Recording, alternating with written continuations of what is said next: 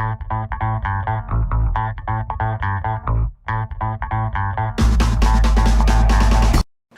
this is John Cole with OKRaw.com. Today we have another exciting episode for you, coming at you from my beautiful backyard garden here in April. I have sugar snap peas in, and my kales are bolting, and you guys can see here's a tree collards with a bee in it, and I have all kinds of cool other flowering and edible plants in my backyard. And in this episode, we're not going to talk about my garden, but we're going to talk about something really important to me, and actually one of the reasons why I grow a garden. It's to eat and to be able to get more of the micronutrients into me. I had a recent debate with Ryan of Happy Healthy Vegan about cooked food versus raw food. And one of the main benefits of raw foods is that in general, but not always, you'll generally get more micronutrients, than calories that are easy to overdo, or the macronutrients, if you want to say that. And so one of my focuses on my raw diet and on my journey, my path, my health path, have been around building the greatest level of health. And it is these very micronutrients that, in my opinion, are essential for health and can mean the difference between life or not life, or not living, and or health or not having good health. And it's quite unfortunate. Many vegan doctors, which I am not one, I'm not a doctor. I have a bachelor's in, business. So, you could think I'm unqualified, but I've been living this lifestyle now for the last 26 years. And I do evidence-based lifestyle, also based on other factors from, my personal experiences and experiences I see of others, and just looking at results, right? Micronutrients are essential for our health, and in many diets styles, it's just not even a consideration. And there's only one diet style that I'm aware of that makes a consideration, and that's actually Dr. Joel Fuhrman. This is one of his many books. I have a few of them. But this is his Eat to Live plan. So this book is specifically around the end of diabetes. And, the whole premise of this book is that you could end your diabetes, if you have a type 2 diabetes that was, adult onset, through your diet. And, Dr. Fuhrman's research shows him that it is all based around these valuable micronutrients, not the macronutrients. Most diets, including many vegan diets, some even raw food diet styles, may be focused around the macronutrients. For example, Ryan at Happy Healthy Vegan, at the end of his videos used to say, keep it carbed, right?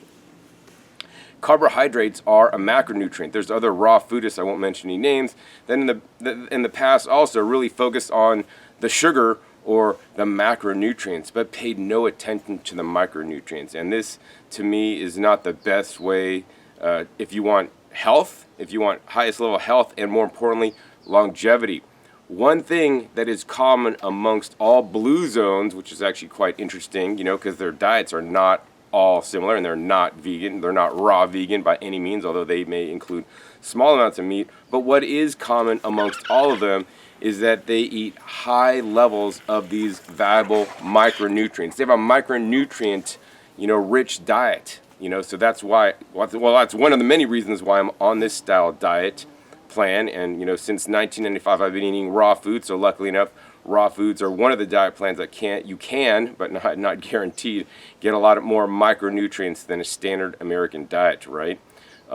Micronutrients can be considered things like minerals and vitamins, which are normally talked about, and not normally talked about in terms of micronutrients are also things like fiber, and more importantly, phytochemicals that are very important to me, and other properties of the food that happen in small, minute quantities that don't give you any kind of sufficient energy, but are there in the food that may nourish our bodies and give us health, in my personal opinion, and help encourage the healing process.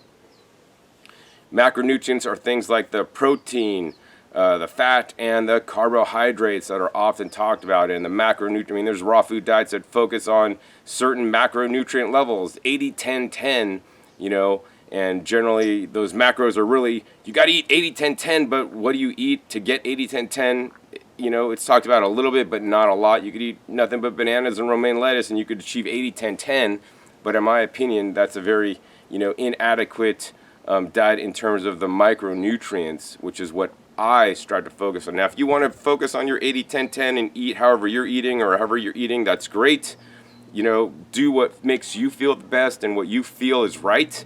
I'm just sharing with you guys what I've come to learn and also implement and do in my life after 26 years of eating this way. Maybe one or two of these tips, you could be like, oh, that's easy, John. I can make that little simple change into my 80-10-10 program or into my whole food plant-based vegan diet or into my maybe even paleo diet, because all these tips can be applied. And I would encourage you to apply as much of them as you possibly can. The more of these that you apply, in my personal opinion, the higher level of health you'll have. Just diet-wise, because these are foods you're eating. Of course, health is a lot more than just what you eat. Being relaxed, not being stressed out, getting proper rest and proper exercise, all very important topics that I'm not going to touch on in this episode. So hopefully you have a better understanding of what micronutrients are and why they are so important to me. Next, I want to go ahead and get into my 10 tips plus one bonus tip on how to maximize the micronutrient intake based on my research, my experience, and also, evidence-based science. So my first tip to increase your micronutrients is to simply select different foods when you go shopping. It's not that difficult, right? Instead of buying russet potatoes that are pretty cheap, which is good, hey, a lot of people, I'd rather have people eat russet potatoes and go on a potato-based diet than a carnivorous diet or fish-based diet that are actually depleting the planet's resources personally and also causing, the slaughter of sentient beings. You can do a lot better. So instead of choosing the russet potatoes, choose the little baby, purple potatoes that are deep purple. Not just the large purple potatoes, because those ones aren't quite as purple, but the small purple potatoes I've identified as being very micronutrient rich in terms of polyphenols and specifically anthocyanins, right? When you go to the store and select apples to buy, instead of getting like a Red Delicious, you could get Granny Smith, and it's actually more micronutrients in that Granny Smith in terms of antioxidant content and potential. When choosing peaches, this is an anomaly. You want to choose the white peaches or the white nectarines instead of the yellow ones. They are actually more antioxidant rich. Once again, antioxidants or polyphenols or different, plant chemicals or phytonutrients are some of the micronutrients, right? Another easy way, instead of getting iceberg lettuce, which is, definitely nutritious, I don't like, discriminate against any kind of lettuce. I will eat them all.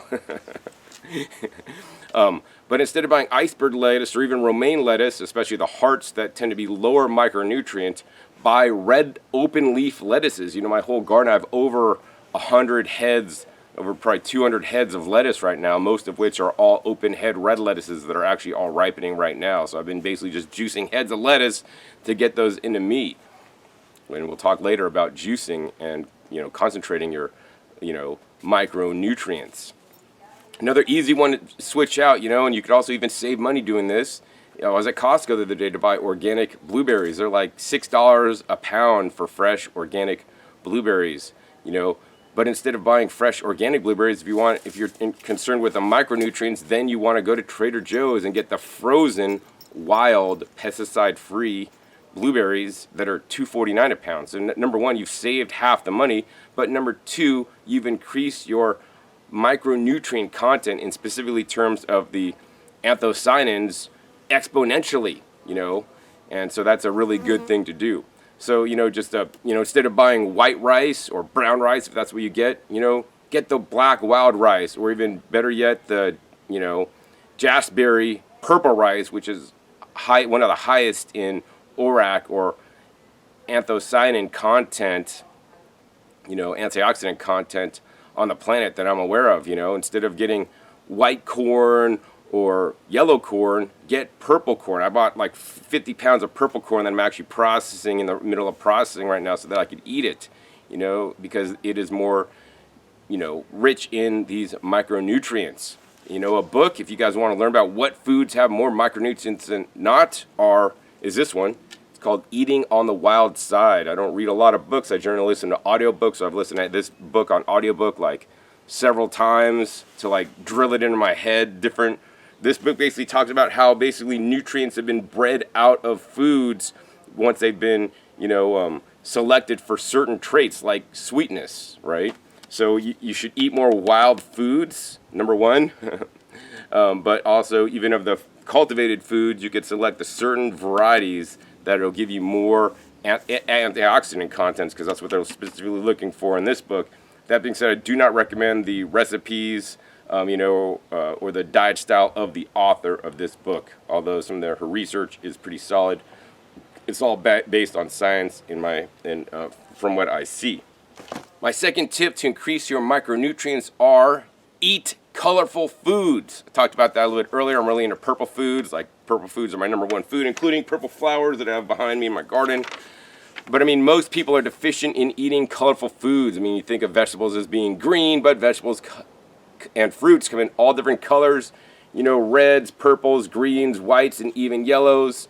Even oranges, and every different color has different levels of these valuable micronutrients. For example, red is associated with lycopene, purple is associated with anthocyanins, green is associated with chlorophyll, white is generally associated with maybe like sulfur-containing, foods, and the yellow and oranges have like beta-carotene in there. And there's so many different other kinds of these plant phytochemicals that basically cause the plant to be a different color. There are all kinds of shades of different colors, so I always want you guys to select different color foods and always try to get the deeper color foods if possible. I'd rather eat purple carrots than orange carrots, or even red carrots than orange carrots, but sometimes I also like to eat white carrots and yellow carrots because they have different compounds than even the purple ones do, which are my favorite.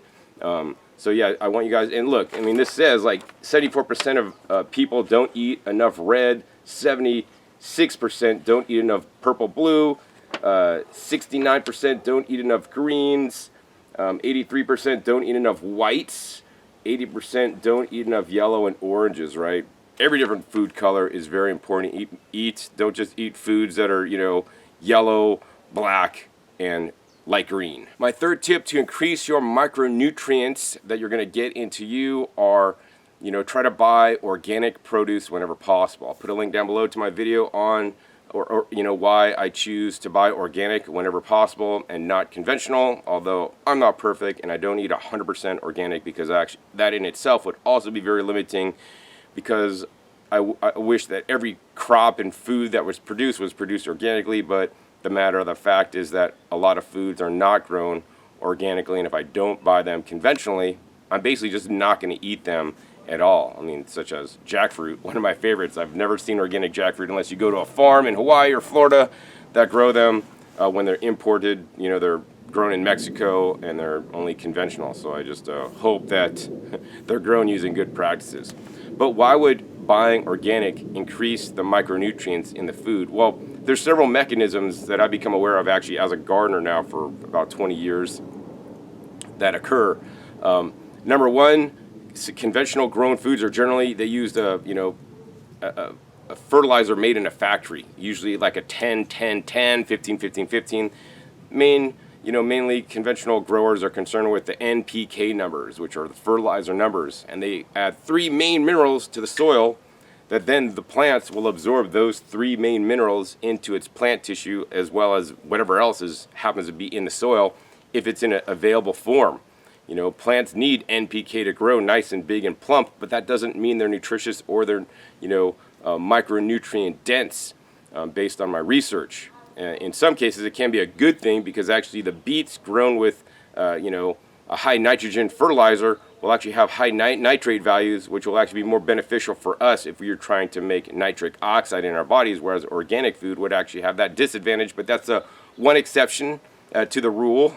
In general, I like to think that the organic foods have a wider spectrum and, more importantly, natural balance of the minerals that would be naturally in the soil that is being grown. So that's number one. Number two is, if organic food is being grown without pesticides or minimal pesticides or more natural pesticides, then the plant is there to fend for itself, to make its own plant pesticides naturally, right? Inside these, colored leaves, they have isothiocyanates, which is a plant pesticide, you know, and it deters insects from eating it because it tastes bitter, like when you get a bitter cabbage because it's kind of aged too much, right? And so because I don't spray my plants, the plant is forced to make more of its compounds so that it protects itself from invaders, you know, from different creatures that would eat it. In addition, organic produce is grown with generally compost, right, or other sources of nutrients that have a wider spectrum of nutrients than just a simple NPK fertilizer. So it could also be more minerally rich. In addition, conventional produce that has been grown with 10-10-10, right? That's like spoon feeding the plants like a drip IV. So that literally you put the fertilizer in the soil, the plants directly absorb that with no middleman. And in a natural system like I'm doing here, the microbes and the fungi and the bacteria and the arthropods and the archaea and all the different things in the soil break down the minerals and make it available for the plant.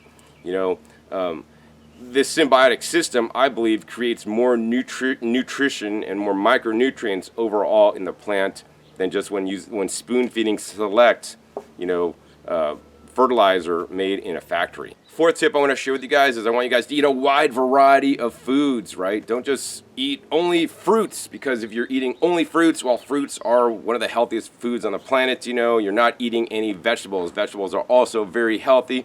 And the other thing, you know, if you're just eating raw foods, you could be eating fruits and vegetables, some nuts and seeds, and, you know, some beans and grains that you sprout, but still you may be leaving off entire food categories that you are no longer eating because they must be heat processed to consume them. You know, more recently I've started including, you know, minimal heat processing so that I can include a wider variety of foods. One of these foods is actually mushrooms, which I believe to be quite beneficial because I don't want to, you know, not eat mushrooms. Yes, I know some of you guys are thinking, John, mushrooms can be eaten raw. So yes, they can be eaten raw. There may be some problems with eating mushrooms raw, especially some of them that really must be cooked or you could lose your life. Of course, standard buttons, people eat them raw with any ill effects, you know, but according to Paul Stamets, you know, who I talked to personally at a trade show, you know, he said, you know, mushrooms to break down some of the toxins in the mushrooms, as well as more importantly, the fiber, which is a chitin fiber, you know, should be heat processed to break these down to make it more digestible for our bodies so that we could get a higher level of uptake and, you know, nutrition out of them. So, you know, so my diet is not a dogmatic diet, and I would encourage you guys against a strictly dogmatic diet because of some, you know, ethereal beliefs that if we only eat fruit, we're going to be like godlike and we're going to be elevated, which is great. You know, if you want to live that lifestyle, I'm not going to tell you not to, but I'm just sharing with you guys what I do after 26 years of doing this. I try to include as many wide varieties of foods as possible. You know, this is why I love traveling around, because every time I travel, I go to a different place and different foods are in season in that location, as well as, you know, of course, I will buy things from far off land so that I could eat them, so I could increase my, you know, micronutrients and more importantly fiber, and you know, and have different tastes and flavor sensations in my mouth to keep my life interesting. My fifth tip to increase your micronutrient consumption is to simply grow a garden. This is probably one of my most important tips. I'm hiding this in the middle of the video because I know some of you guys can't grow your own food. You may not have the space to do it. That being said, you guys could all grow some microgreens or even some sprouts indoors. And, you know, there's multiple reasons to grow a garden. I mean, for me, the two main reasons are simply this.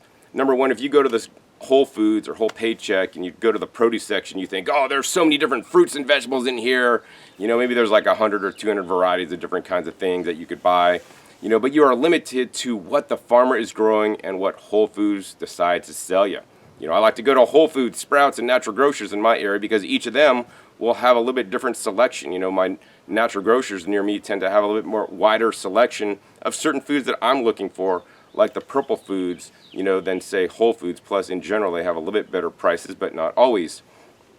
You know, but if you just are buying produce at the store, even the farmer's market, you're depending on them, you know, please understand that there are like over 5,000 different kinds of plant foods, probably even more, that you can eat on the planet. And when you go to the store and you could only get like 100, maybe, or 200 varieties of them, you know, it's really limiting to you. So when I grow a garden, you know, I could grow edible flowers. I could grow these guys that I rarely see to buy. They're called bloody dock. You know, I have kale and beet greens and all kinds of different things, like different varieties of the plant. So I grow basically lots of red lettuces that are hard to find, open head red lettuces. I'm going to be getting some black cherry tomatoes, which are pretty hard to find in quantity, to grow in my summer garden. I grow sugar magnolia snap peas. Let me go ahead and pluck one. How often have you ever seen these guys at the grocery store, right? Purple sugar snap peas. You could eat the pod and all. They are simply delicious, right? These are more micronutrient rich because you can select what you want to grow, and you're basically limited to your climate zone or how much work you want to do if you want to have a greenhouse to grow foods that would not exist normally in your climate zone. Next thing is, when you grow your own, you can control what's sprayed on the food, and more importantly, you can control the nutrients you put in the soil. I add 70 to 90 different trace minerals in the soil. I add beneficial microbes and probiotics to my soil, to my plants, to feed them. I add in things like kelp and phytoplankton, which have high levels of trace minerals so that my plants absorb these trace minerals, and when I eat the plants, I get those trace minerals into me in the form that we should be getting them, in my opinion, which is from the plants. But when the plants are not being grown the right way, they're not going to be as micronutrient rich. So expanding on the variety of foods you could eat, I know if you guys don't have a garden, you could grow some sprouts or microgreens indoors and grow different kinds of sprouts and microgreens indoors. Make sure they are edible raw. I heard a raw foodist who's been doing it for 20 years recently say that you could sprout kidney beans and eat them. I highly advise against that. That can get you very sick and cost you your life. So it kind of makes me wonder some raw foodists, people that are teaching why they're saying what they do. But nonetheless, I want you guys to eat a wider variety, and one of the easy ways to do it without growing a garden also, and I'm lumping it in this category, is eat wild foods. I got this book by Dr. Schweitzer. This dude's amazing, John Schweitzer, MD. He's over in Germany, and I went on a wild foods walk with him. Wild foods are available near you that you can harvest and pick that are more nutritious than even the store-bought foods. But even more importantly than getting wild foods, that then you're relying on the wild genetics, which is great, but then also you're relying on the area that you're picking the wild foods to be pristine. Hopefully it's not in the middle of a New York City in the Central Park. But what I've done is I went out with a wild foods walk with Dr. Schweitzer in Germany, and we went around and we were harvesting like stinging nettles. I had some of the best stinging nettles on the wild foods walk. I went with Dr. Schweitzer. And I harvested some of the seeds, and I brought those back with me. So I picked the best cultivar variety of seeds with nice large leaves, and then I planted them in my garden in the best soil. So now I figure I have the best of both worlds, right? So now we could use wild genetics and grow them in your gardens in the best conditions, to have the most nutritious food. Sixth tip to have more micronutrients in your diet is to eat foods as fresh as possible, right? I'm not eating right now because I'm still on my intermittent fasting window. But if I was going to eat something, I wouldn't just go to the grocery store and buy kale that has been harvested maybe a week ago in a warehouse for a couple days, and then goes to the market, and then they put it out. It's been sitting for a couple days until somebody buys it. It's aged and it's losing some of the valuable plant phytonutrients. Probably not losing the minerals so much, but the plant phytonutrients. If you buy kale and it's starting to turn yellow, I could show you my kale bed. Some of the leaves on the bottom of the plant start turning yellow, right? Let's see, here's one. I picked them all the yellow ones off, but anyways, they start turning yellow, and that's degrading, right? And if you buy food that's degraded, there's lower micronutrients in there. So one of the benefits of growing a garden is, if I want to eat collard greens, I just come out and pick this collard. It is a living food as I'm picking it. I pick it and wash it, and instantly goes into my salad and then into me directly with a minimal loss, very minimal loss of any kind of phytonutrients that are contained within it. So if you don't have a garden, you could harvest things wild. You could also grow your own sprouts and microgreens indoors, no matter where you live, because they like the same temperatures as you. But the other thing you guys can do is go to the farmer's market, and more importantly, ask the farmer that you're considering buying his produce. When did you harvest this, right? Some guys might say 2 days ago. Some guys might say yesterday. Some really cool farmers will say, you know what, I woke up at 4 a.m. and I harvested these this morning, and now I brought it to you. You want to get it from that guy, right?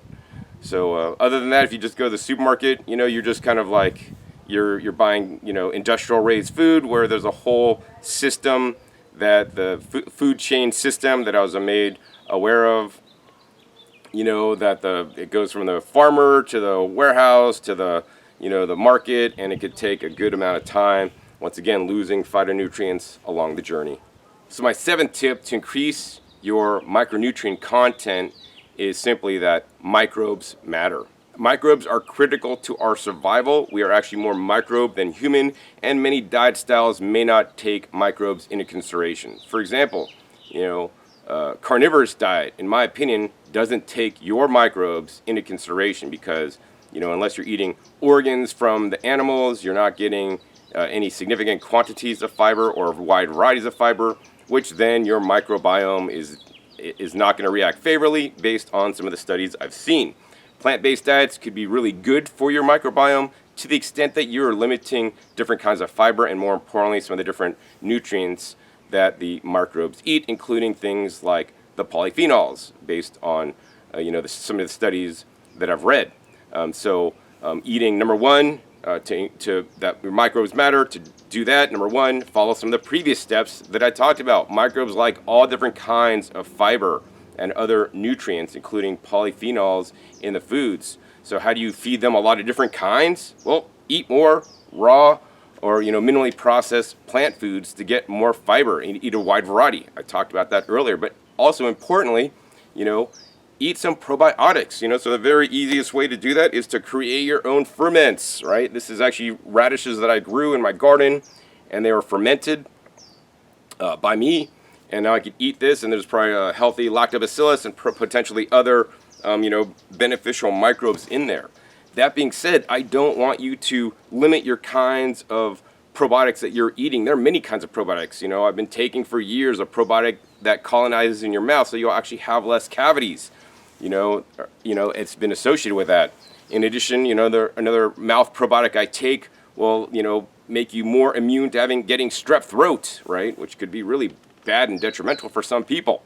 And this is all scientific published research stuff that, what other raw foodist talks about this? And I'll have a future video on, the different dental, strategies that I've done over the years, because nobody really has done all the different ones that I do. And some people may think I'm kind of crazy, but, this is how I spend my time to research, learn, test out, and experiment on myself. And do it. And that's why, if you came into my house, it's probably a bit messy. Because my focus is not on having a spotless, clean house. My focus is on having a spotless, clean, and healthy body. So I could maximize my life, maximize my fun when I can play with my grandkids that I will have one day. I'm currently single and have no kids. So I look forward to meeting a nice partner that is, in tune with what I'm doing. Because what I'm doing, I think, is quite odd, because not even many raw vegans or vegans even talk about some of these, more detailed subjects that I get into.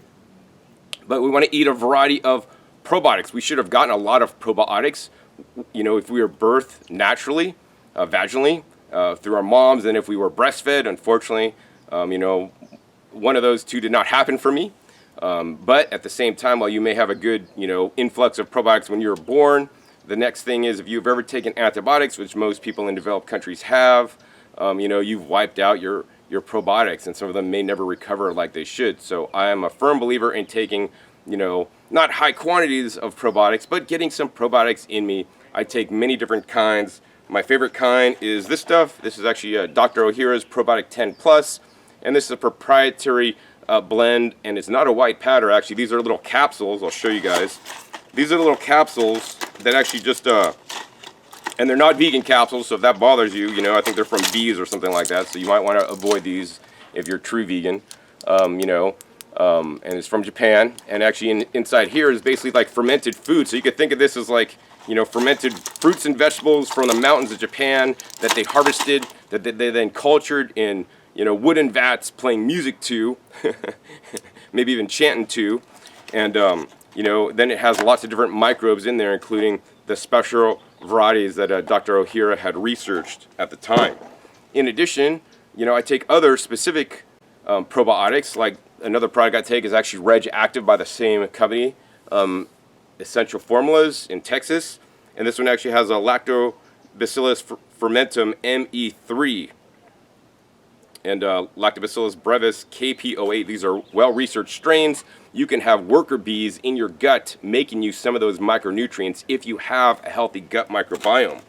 That being said, I don't know which probiotics are the best and this and that. I've researched a few of them. So I just try to take a wide variety. A lot of the probiotics you find at the local health food store kind of have a similar kind of like maybe 16 different probiotics that are common. I also seek out uncommon probiotics because I believe they may have a benefit for me. Some of these are the Terra Flora, which has some unique strains of probiotics that I was not able to find anywhere else. Another one is Just Thrive Probiotic and Antioxidant. You know, some of these probiotics actually can make antioxidants within us. So if our probiotics are making antioxidants, you know, maybe you don't need to eat as many antioxidants. That being said, I'm eating a lots of antioxidants, and I want to make sure I have the right microbes to make those antioxidants within me too, so I'm fully covered. Another one I started recently taking is this guy. It's by Now. This is kind of cool because this is the clinical GI probiotic with some research blends of probiotics that I wasn't able to find anywhere else. And actually, this stuff's pretty inexpensive. And if you said, John, which is the best? I can only take one. You know, I'm not going to tell you guys. You need to figure out for yourself. Take some of the different probiotics and see how you feel. Once again, I'm not a qualified medical provider. If you have a medical condition, please see a qualified medical provider. This video is for informational purposes only. All right, and I'm just sharing with you guys what I do in case you want to follow me. 8th way to increase your micronutrients is to, you know, be concerned with the trace minerals you're eating. A trace mineral deficiency can literally be the difference between life or death in the Kashan region of China. You know, if you don't have enough of certain minerals, certain viruses may mutate and cause a more deadly or detrimental form of different kinds of, you know, illnesses and even death. You know, so I think if you have a selenium deficiency in the Kashan region, you could really be in trouble. But if you have sufficient selenium, right, then you'll be healthy. And, you know, I believe there's so many different reactions in the body that I simply just do not understand. My goal is to get enough, but not too much of any specific nutrient. You know, some nutrients you can maybe overdo a little bit and our body will pee them out, but some nutrients, especially some of the minerals, if you get too high, our body's not effective at detoxing those, you know, because they're in non-man-made amounts, such as mercury in fish that has been concentrated. That's another reason why I like to eat low on the food chain. In general, foods low on the food chain, you know, don't have as much, you know, lifetime accumulation and buildup of the toxic heavy metals, which once again are also trace minerals. But the question is, how do you get your trace minerals so that you don't become deficient in one or another, so that your body does not, you know, go into a crisis when you have a virus because your body doesn't have that right component of the cake recipe. You know, if you have all the ingredients for the cake except one, you can't make a cake. And if your body has all the ingredients, because you're eating pretty healthy, except that one to fight off a virus, disease, or illness, then you're not going to be that healthy either because you're going to get afflicted, right? So I want micronutrient sufficiency in this day and age. And, you know, due to technology, due to shipping food, due to having wide varieties, due to be able to grow your own food, you're able to do that in this day and age, unlike any other time in history. So that's why I'm not a, you know, while I do like to look at history and how we ate in the past as a reference point, we can do a lot better now based on some of the science we have, you know, and most people simply just do not talk about this topic. And that's, you know, literally my area of research. So how do you get more trace minerals in you? That can be very difficult in this day and age, you know. As I mentioned before, conventional foods, they worry about 3 main minerals, although they may have up to 15 or 16 minerals that they are supplementing in the soil that may be in the foods.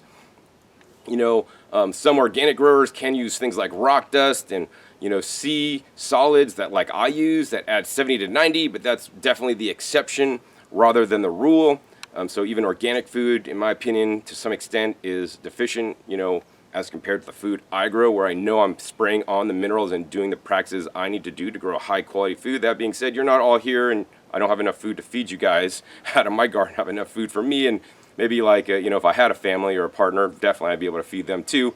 But you guys, you know, how do you get your minerals if you can't grow your own food? Well, you know, there's a few ways. Number one is just eat a wide variety of foods. Every different kind of food will absorb different minerals. So for example, if you just never eat nuts, and specifically Brazil nuts, you know, you might not be getting enough selenium because selenium is only absorbed, you know, only certain plants absorb selenium. And number two, you know, only certain soils of the world have selenium in it for it to absorb the selenium so that it could be in the food in the first place, all right?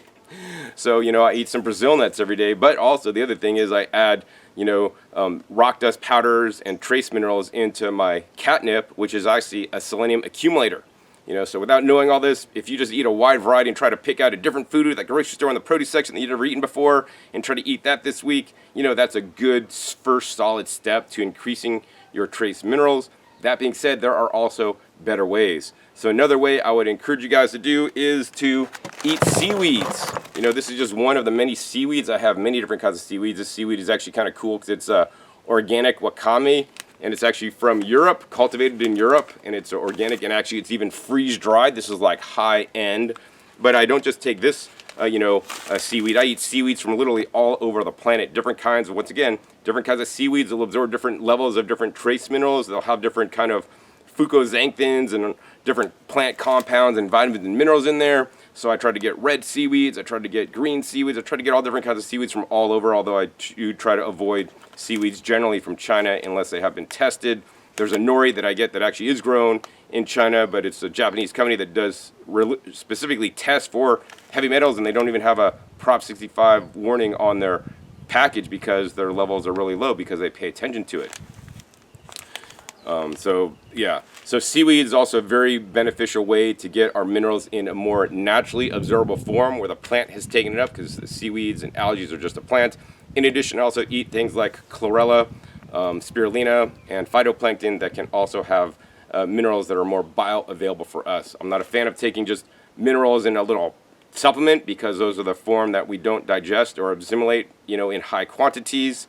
And I'm not a fan of eating, meat for your iron. The problem is a lot of plant-based eaters don't eat enough greens. Greens have exactly what you need in them in terms of the iron. The problem is most people don't eat enough greens, and if you eat greens, you may be cooking them, and when you cook greens, you lose vitamin C, and vitamin C is important in, iron assimilation. So that's why basically almost all the greens I eat actually are in their raw state, usually juiced, so I even break down those nutrients even to be more assimilable, which I'll talk about in a little bit. Now, the next way you guys can get some minerals in you, and if you guys do choose to eat seaweed, I don't encourage you to eat a seaweed-based diet. Have a little bit of seaweed every day or every few days because you can get an overload of certain nutrients such as iodine from eating the seaweed. And the next way that I will get, trace minerals in a lesser format, aside from my garden, which is my primary method, is taking something like this. This is actually called the Ion Gut Health. And what this is, they have studies showing this is a gut-strengthening, brain-boosting, toxin and allergen protection, microbe and immune support. Basically what this is basically composted plants that happened thousands of years ago. So it's basically composted, then they extract out the minerals so they're in a more bioavailable form in a liquid format. And they have studies showing that this literally feeds our microbiome because it's rich in nutrients or minerals that we would not get otherwise. So I do take this on an irregular basis for some trace minerals. Dr. Joel Wallach, Dead Doctors Don't Lie fame, also has products that actually are in a more assimilable format. If you want to look towards him, that is an MLM product. A little bit overpriced, but I think the products are good. Ninth tip to have more micronutrients in your life and your diet is to be wary of the process that you're using to process your foods, right?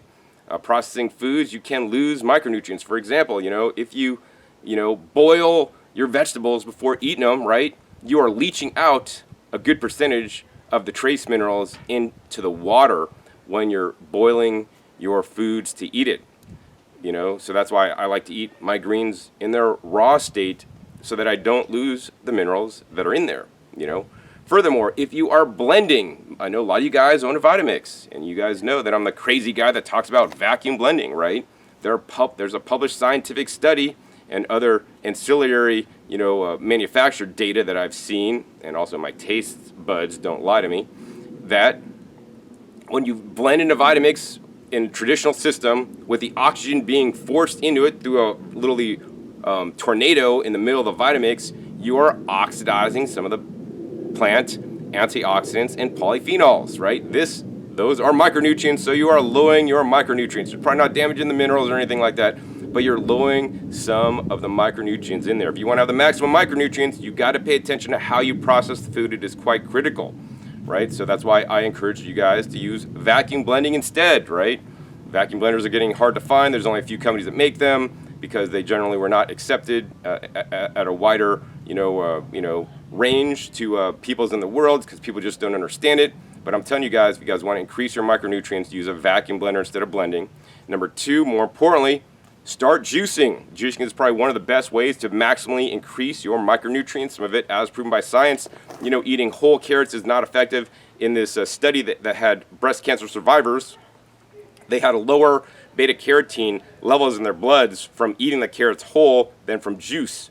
Now, the reason why juicing is so good is because it literally breaks open the cell walls and makes those nutrients more available to you for your body to assimilate without all the excess fiber. I'm not saying fiber is not important because I eat plenty of fiber otherwise, but for a few meals a day, I just drink juice so I could absorb more of these beneficial micronutrients. I focused on how to increase your micronutrients in this video, but the processing is so critical to do that.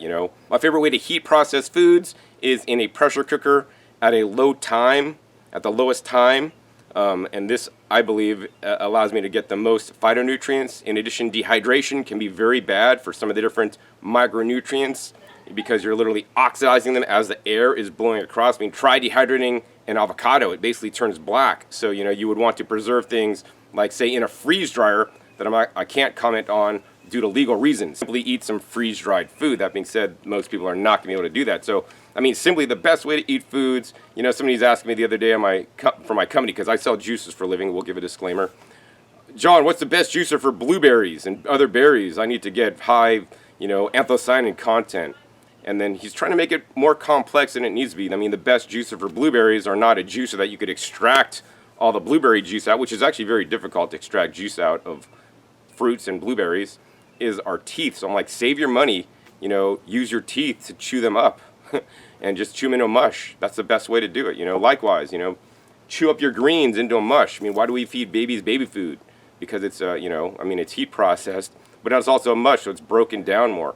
So, chew up your food each mouthful. You will get a higher micronutrient content when you're breaking them down more. And more importantly, your microbes will be happy because there are no teeth in your stomach that can digest large bits of leaves if they're going down whole. I have seen friends and exes in the past and family members, after they go to the bathroom, there'll be whole pieces of leaves that came out the other end. And to me, those are wasted phytonutrients. My 10th tip to ensure your micronutrient adequacy is to simply, take off your shirt. Wait a second, John, you're gonna take off your shirt? Yeah, I'm gonna flash you guys. I'm a pocket flasher. Well, not really. But actually, I'm sitting here in the sun today. Beautiful day. Yesterday was like 90 degrees here. Today is quite sunny. But, often when I'm outside and not doing a video and I'm in the sun, I'm making my own vitamin D. Vitamin D is an essential nutrient. I know some of you guys don't live somewhere where it's sunny, so you guys don't have the opportunity to make vitamin D.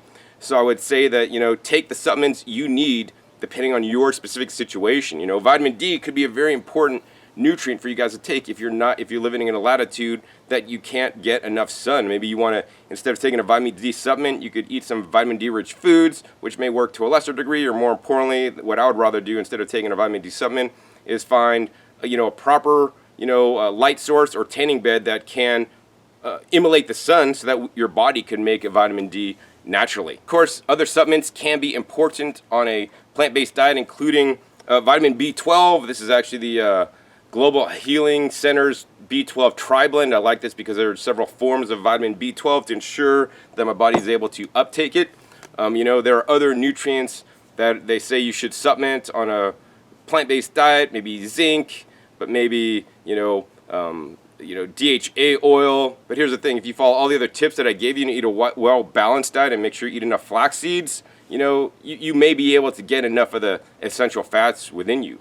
That being said, I am taking a DHA algae-based supplement. It's the IWI brand, which is the brand I prefer, to ensure I have a good essential fats. My dad does have dementia, but I think that is related to, his diet and his exercise strategy when he was younger. And, I eat significantly better than my dad ever did or still does, unfortunately.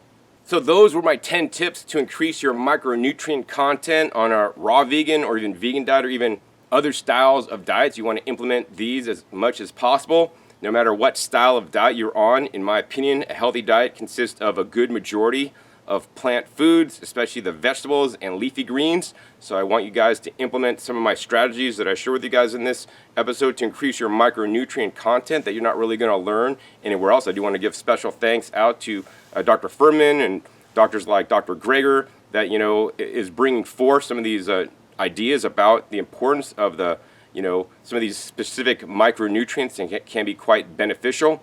I do not believe it is difficult to do this. All you got to do is simply change just how you shop a little bit, change how you process the food, eat a wider variety of food. All these things are not that difficult, right? But the final tip is probably the most important tip that I'm going to share with you guys. Actually, it's my 11th or bonus tip with you guys, right? I want you guys to remember that each meal you eat is either an opportunity or a missed opportunity, right? It is an opportunity for you to increase your micronutrient content, by eating more micronutrient foods and incorporating some of the tips that I've shared with you, or it's a missed opportunity, to eat micronutrient-rich foods. You could choose that white baked potato that happy, healthy vegan would probably be, yeah, you're eating, more potatoes and you're not eating the hamburger. To me, I want you guys to take it to the next level. Eat that purple baby potato, and use your pressure cooker instead of baking it. That can create toxins in it and also lower more nutrients, So, I have a very systematized life. Some of you guys may think this is all bogus and not important. That being said, I will, based on the research, the science, and how I've experienced this and how I've seen, small but subtle changes in my personal life by, even implementing more phytonutrients than I ever have before. I'd personally say it's actually quite beneficial, and I would want you to experiment and try it. And some of these things are not really expensive to do or to try, but I want you guys to take every opportunity that you eat a meal, to change your life, because that's what it is. It can change your life. Choose to drink that fresh juice instead of cracking open a soda. Choose to eat a salad, that you chew well instead of cooking up your greens, right? Include some of the trace minerals and seaweeds. Buy fresher produce. Maybe even grow your own garden. I could help you with that. This is my life. This is what I've been doing now for the last 26 years on my journey and path, and always trying to increase my knowledge and increase what I know and what I'm able to share with you guys. And I highly respect you guys that made it to the end, because most people honestly bail. They think this guy's crazy. And yeah, maybe I am crazy. Maybe I am weird, because there's no other video on YouTube that's talking about even these subjects. Some of you guys will think I'm a genius. Some of you guys will just think that dude's a nutbag. And I'm cool with that. Whatever you guys think is cool, try to keep it constructive in the comments down below. I generally look at them for, a day or two after the video, but I have over 2,500 videos online now where I try to share what I'm doing and, give people the best knowledge so that they can improve their health, because simply I'm glad to be alive, because I almost lost my life when I was younger. And, this is my form of living in service, to share what I've learned with others so that you guys don't have to go through the school of hard knocks or read all the different journal studies and listen to all the books that I do, or experience all the different, experiences that I've had over my 26-year, raw vegan career. So at the end of this video, I want to encourage you guys, number one, to like this video. If you guys like this format, want more videos like this with my advanced information, please be sure to give this video a thumbs up. Also, more importantly, please be sure to share this with other people you could think it could help. Share it in the raw vegan forums, share it in the vegan forums. Geez, share it in the paleo forums, because I want everybody on the planet to eat healthier, eat more micronutrients, because I believe that is a big factor in longevity and health that is unfortunately very rarely talked about, except by select few, in the whole movement. All right. Also, be sure to click that subscribe button right down below so you don't miss out on my new upcoming episodes. I create them every 5 to 7 days. You never know where I'll show up or what you'll be learning on my YouTube channel that is sure to benefit you and your health. Also, make sure you click the little bell so you get notified as my new videos come out. And finally, be sure to check my past episodes. My past episodes are a wealth of knowledge. Over 600 episodes at this time on the YouTube channel, dedicated to teach you guys all about eating, a fruit and vegetable based raw foods diet in the best way possible, so you could excel your health. So with that, my name is John Kohler with OKRaw.com. We'll see you next time, and until then, remember, keep eating your fresh fruits and vegetables. They're always the best.